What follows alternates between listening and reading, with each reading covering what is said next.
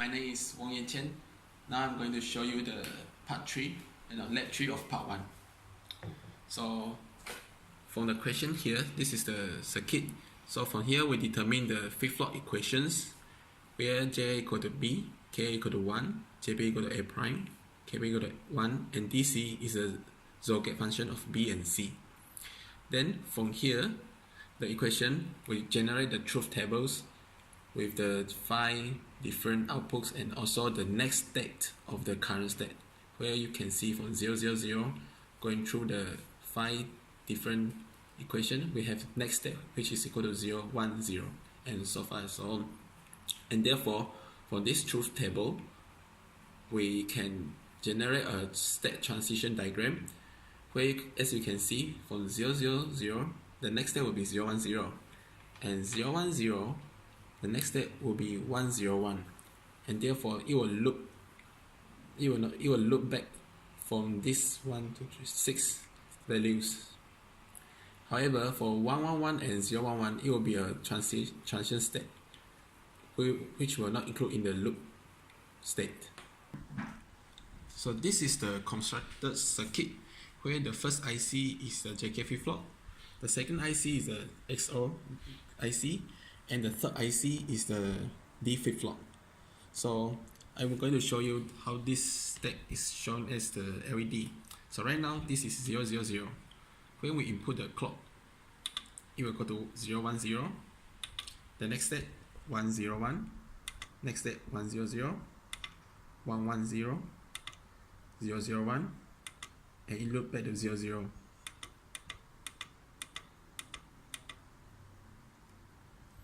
So now I'm going to show you how to make this circuit to enter the transition step.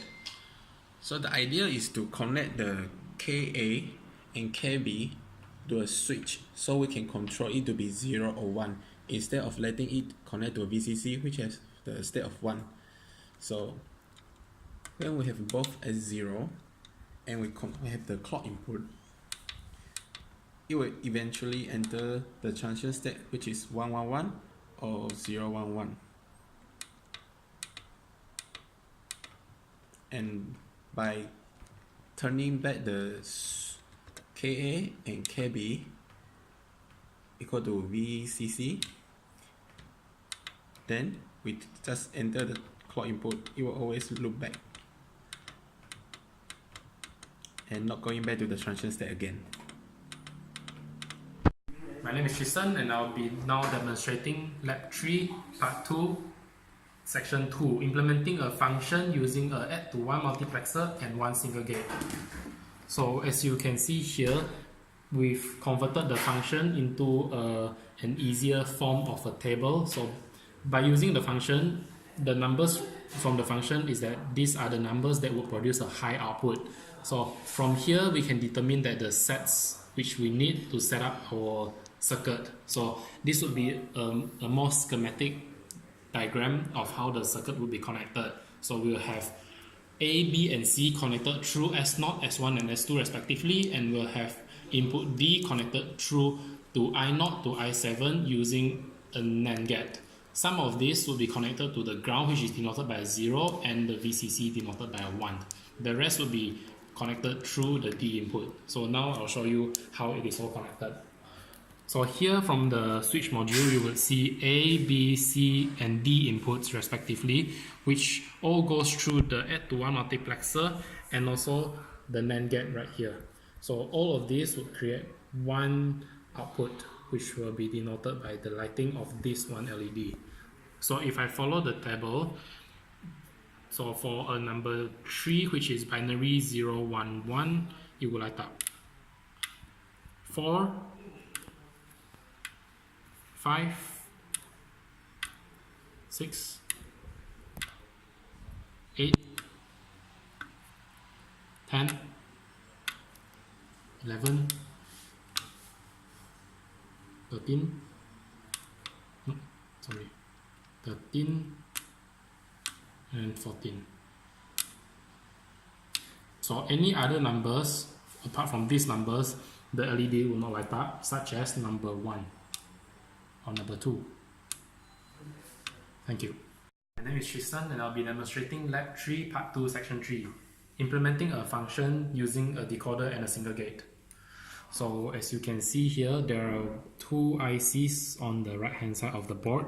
This will be a 138 decoder and this is a triple 3 input NAND gate. So if following the Carnot maps, by implementing a max term of 0, 1, 3, 6 and 7, there will be no output. So we selected 2, 4 and 5 to create the output needed, which will be then inverted using the NAND gate to produce an output which will be indicated by this LED right here. So we have connected A0, A1 and A2 to the three inputs A, B and C respectively, and this would be entered in a binary form. So everything goes through the IC, and the three outputs Y2, Y4 and Y5 will enter a NAND gate and then output to the LED. For now we can omit this part since it's not part of this section. So now if I key in 2, which is 0, 1, 0, and if I light up the first one, it will light up. And in binary 4, 100 and 5, 101. This means that any other numbers would not light up, such as 1, 3, 6, 6 or 7. Thank you. Hi, my name is Jonathan and I will be explaining the static 1 and 0 hazards of Part 3, Lab 3 of EED. So by plotting out this K-map, it is found out that during the 1-to-1, which is when ABC is 111 to 101, it is still a continuous 1, but then since the K-map and then we drew it, there is a gap in between which will create a static 1 hazard, which you can see on the bright yellow highlight from 111 to 101. So there will be a response of a 0, so it actually will drop from a 1 to 0 and back up to 1, as you can see on this oscilloscope.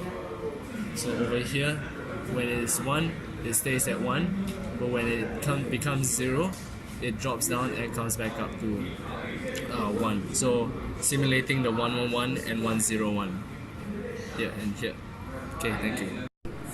So in continuation for Part 3, for the static 1 hazard, we have rewired the whole system. We have added a NAND gate because as you can see over here, as the static 1 hazard occurs when it's 111 and 101. So when this two is connected, we actually need AND gate AC. So we actually will need AC, which will then connect to a 3-input NAND gate at the end.